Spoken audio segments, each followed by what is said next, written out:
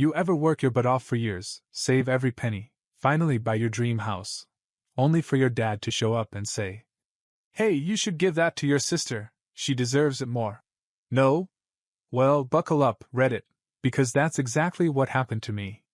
I'm Brandon, 32, and this is the story of how my dad, Charles, decided that my house, yeah, the one with my name on the deed, should belong to my golden child sister, Samantha, because, in his words, it's only fair.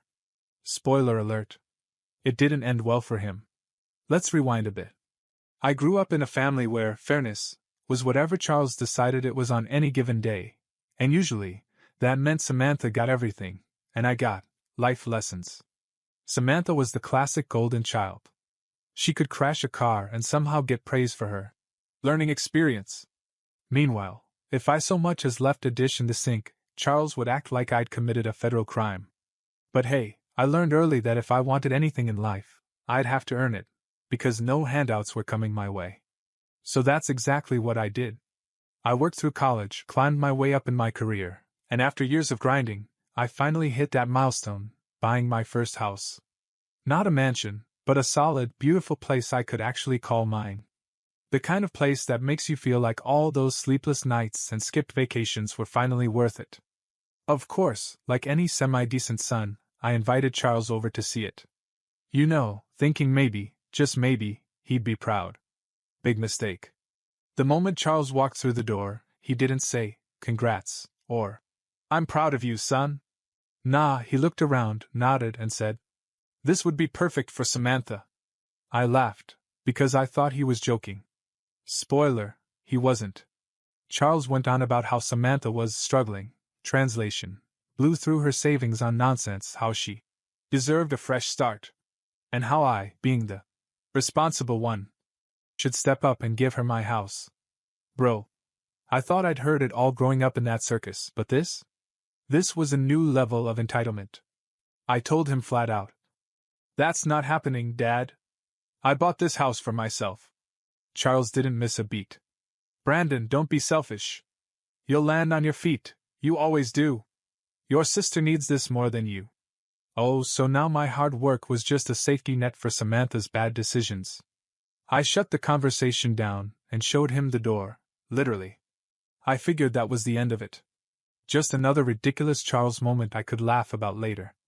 But I underestimated just how far he'd go to make sure his precious Samantha got what she deserved. Because a week later, I came home to find a locksmith at my front door, hired by my own father. So there I was, just a regular day, heading home from work, thinking about what leftovers I was gonna demolish for dinner. I pull up to my driveway, and that's when I see him. Some random dude, let's call him Dave the locksmith, standing at my front door, tools out, clearly mid-job. At first I thought, weird, wrong address maybe? But then I saw Charles standing right next to him, arms crossed, looking like he was supervising a home renovation. I parked, got out, and asked the obvious. What's going on here?" Charles turned around, completely unfazed, like I was the one interrupting his day. "Oh, Brandon, you're early. We're just getting things sorted for Samantha." Sorted? For Samantha. Bro, I thought my brain was gonna short circuit. I looked at Dave, who suddenly realized something wasn't adding up. "This is your house?" he asked, looking nervous. I pulled out my keys, unlocked the door, because, you know, I live there, and said, "Yeah, it's my house. Who exactly permitted you to change my locks?" Dave looked at Charles, who dared to act annoyed, like I was making this difficult.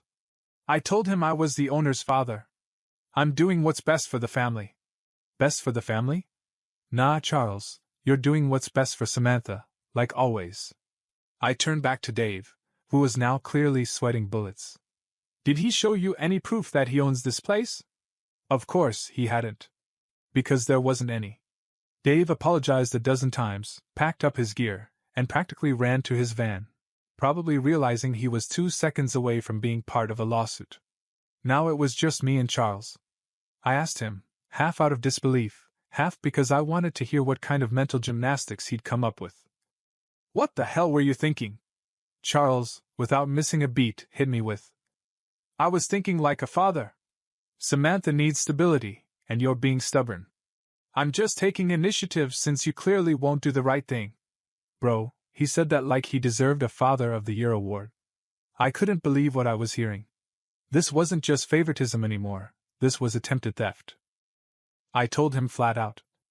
If you or Samantha steps foot on my property again without my permission, I'm calling the cops. Charles rolled his eyes because in his world, consequences were for other people. Don't be dramatic, Brandon. You're really going to call the police on your father? Oh, absolutely. And I made that crystal clear. I slammed the door in his face and immediately called my lawyer. Because if Charles thought this was over, he had another thing coming. By the next morning, I had security cameras installed, changed the locks myself, and made sure every legal document tied to my property was airtight. But of course, Charles wasn't done. Because when entitled parents get told, no, they don't reflect, they escalate. And the next move? He brought Samantha into the mix. Like I was supposed to magically cave once she batted her eyelashes and cried about how life isn't fair.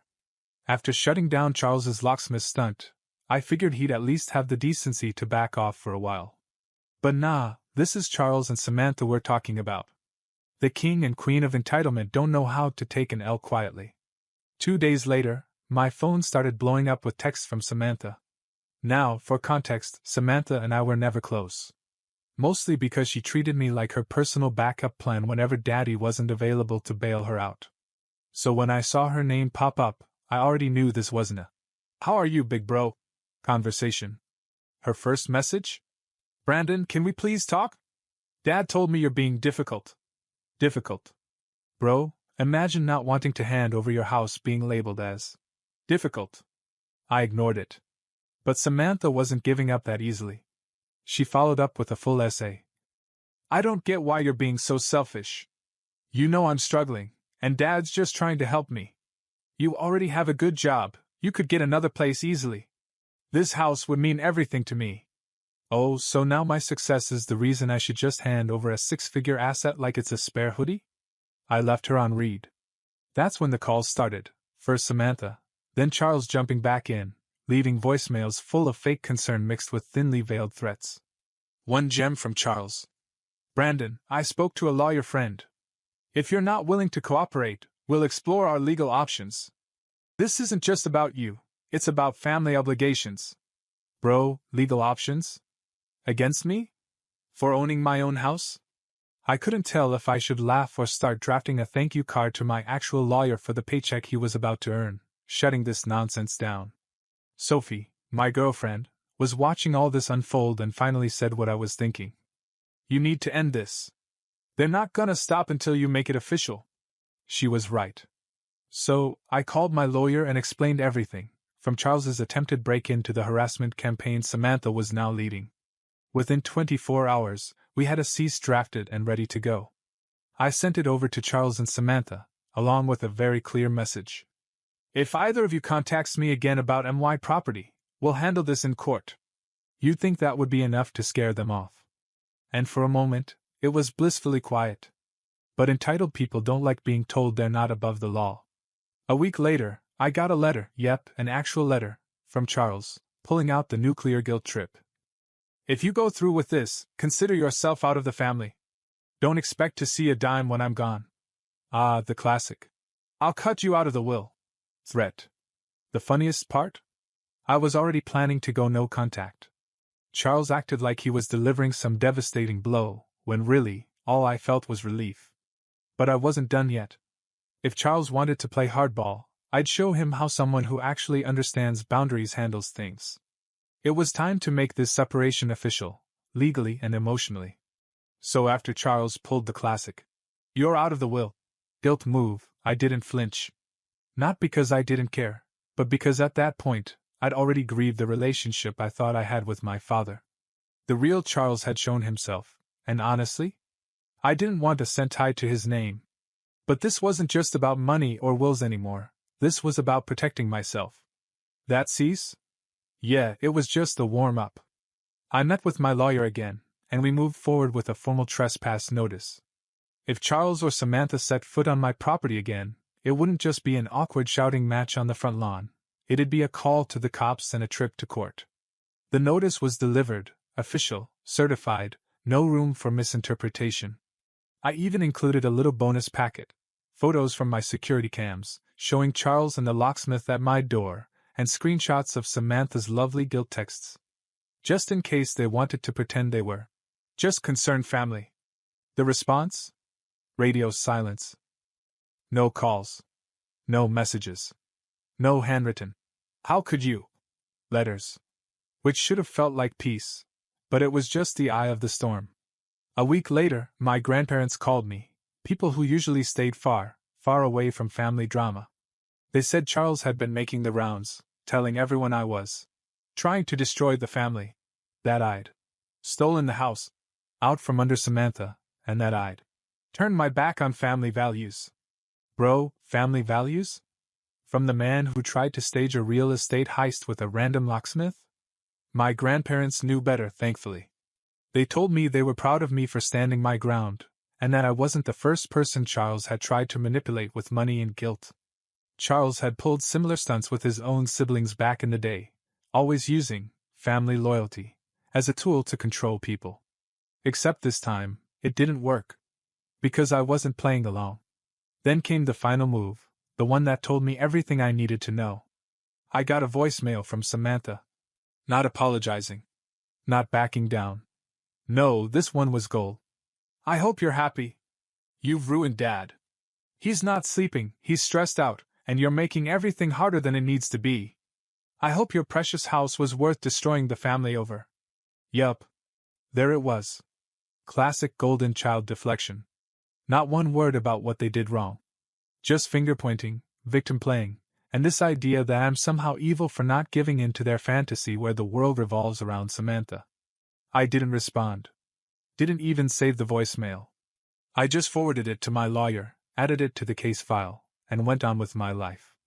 And for the first time in years, I finally felt like I had control.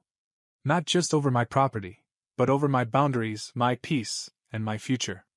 But the final nail in the coffin? That came a few weeks later, when Charles tried to slither his way back in under a different disguise. After weeks of silence, well, silence sprinkled with Samantha's passive-aggressive voicemail, I thought maybe, just maybe, Charles had finally realized I wasn't playing his game anymore. But entitled parents? They never quit. They just rebrand. So when I got an unexpected knock at my door one Saturday morning, I checked the security cam, because after everything, you best believe I wasn't opening up without knowing who was outside. And there he was. Charles. But this wasn't the smug, entitled Charles I was used to. No, today he came dressed in his best costume, the concerned father. Arms crossed, but not defensive, more like, I'm just here to talk vibes.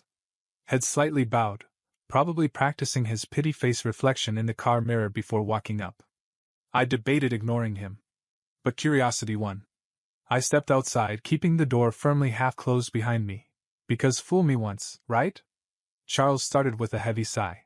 Like he was carrying the weight of the world. Spoiler. He was carrying the weight of his own bad decisions. Brandon. I've been thinking a lot about everything. Oh, here we go. He launched into what I can only describe as a masterclass in fake apologies. I realize now that maybe I pushed too hard. I just wanted what's best for both of you. You know how much pressure I'm under, trying to keep this family together. Notice what's missing. Yeah, any actual ownership of the fact that he tried to steal my house. Then came the real reason for his visit, hidden under layers of faux regret. I just want us to move past this. Maybe we can come to some agreement? I don't want lawyers involved. We're family, after all. There it was. This wasn't an apology. It was a negotiation tactic. Charles wasn't sorry for what he did. He was sorry that it didn't work. I let him talk, nodding occasionally, just to see how deep he'd dig this hole of self-pity and manipulation. When he finally finished his monologue, complete with a sad little, "You know I love you, son," I smiled.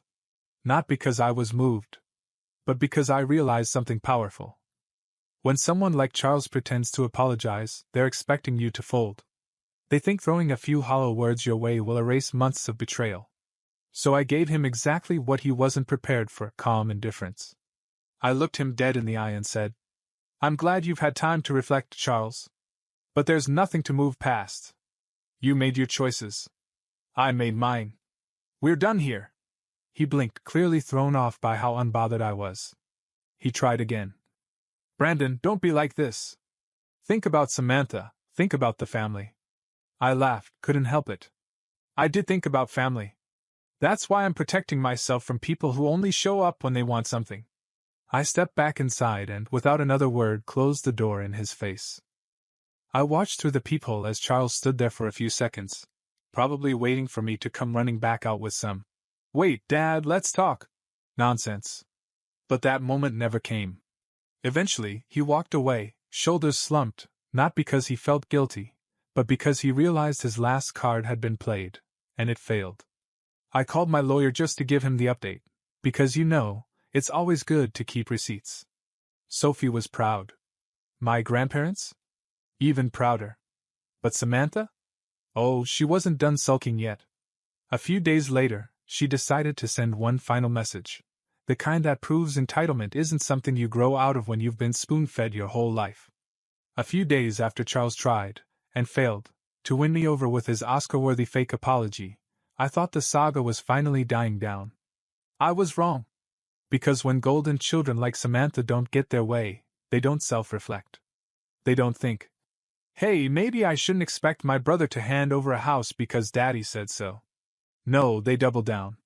So when I saw an email from Samantha pop up, subject line, "You'll regret this," I already knew I was in for a treat. I opened it, partly out of curiosity, partly because I figured my lawyer would get a kick out of whatever nonsense she was about to spew. And man, she did not disappoint. The email was a masterpiece of entitlement, a blend of guilt-tripping, gaslighting, and delusion that only someone raised on constant praise and zero accountability could produce. Some highlights. "I can't believe you'd ruin our family over something as stupid as a house. Dad was just trying to make sure I wasn't homeless. You made everything harder than it needed to be. You've always been selfish, Brandon. You act like you're better than us just because you worked a little harder." And the grand finale. "One day, when you're alone, you'll realize you pushed away the only family you had." Bro. I laughed out loud. Because reading that email didn't make me angry, it made me grateful. Grateful that I wasn't stuck in their warped version of reality anymore. Grateful that I'd set boundaries and stuck to them. Grateful that I wasn't the one still living in a world where family meant take. Sophie read it over my shoulder and just shook her head. "She really thinks you're the villain here." Of course she did. In Samantha's mind, I wasn't her brother. I was the obstacle between her and the life of freebies she thought she deserved. I didn't bother replying. Didn't send a snarky comeback, even though I had some great ones lined up in my head. I just forwarded it to my lawyer because at this point, Samantha's delusions were starting to look a lot like harassment. After that, I blocked her email, her number, and every social media account I could think of. Not out of spite, but because peace isn't something you negotiate with people who thrive on chaos. Weeks passed. No more knocks on the door. No more texts. No more locksmiths trying to change my locks. For the first time in forever, I could actually enjoy my house, the one I worked for, paid for, and defended like a champ. And the best part? I didn't feel guilty. Not even a little. Because when you grow up in a family where saying no is treated like betrayal, learning to protect yourself feels like rebellion. But in reality, it's survival. I spent the next few months focusing on myself, upgrading the house, hosting friends, living the life I earned without anyone questioning whether I deserved it. Charles and Samantha faded into the background, exactly where they belong. But before I could close the chapter entirely, I had one last moment of reflection, something that made me realize just how far I'd come from the kid who used to bend over backwards for a family that never appreciated him. Have you ever looked around your life and realize how much calmer everything is, simply because a few people aren't in it anymore? That was me, sitting on the back porch of my house, drink in hand, watching the sunset paint the sky like a scene straight out of a movie. No voicemails. No guilt texts. No golden child drama threatening to invade my peace. Just silence, and for once, it felt like the best sound in the world. It took months of chaos, manipulation, and straight-up attempted theft, but I finally got there. And not just physically, emotionally. I realized I didn't lose a family. I just finally accepted the truth about the one I was born into. Charles never saw me as a son, just as the responsible one. The safety net for when Samantha burned through her 15-second chance. Samantha never respected me because she was never taught to respect anyone who didn't hand her things on demand. And me? I spent way too long trying to prove I was worthy of love from people who only offered it when it was convenient. But that's over. Now I live life on my terms. I protect my space, my peace, and my property. I learned that sometimes, the most powerful thing you can say isn't, "I forgive you." It's, "You're not welcome here anymore." And if that makes me the villain in someone else's family fantasy, so be it. Because I'd rather be the villain in their story than the victim in mine. Sophie and I are doing great. My grandparents, the real MVPs of this whole thing, are proud of me. And my lawyer? He's probably taking a vacation thanks to the hours I clocked in his office. But best of all, I can finally enjoy the home I worked my butt off to buy, without wondering if someone's gonna try to steal it out from under me just because they share my last name. And Reddit, I'll leave you with this. What would you have done if your father tried to hand over your house to your sister, and then guilt you for not going along with it? Would you cut ties or try to keep the peace? Drop your thoughts in the comments, because I know I'm not the only one who's had to choose peace over family. And remember, sometimes protecting your future means letting go of your past. Catch you in the next one, Reddit. Stay strong, stand your ground, and never apologize for choosing yourself.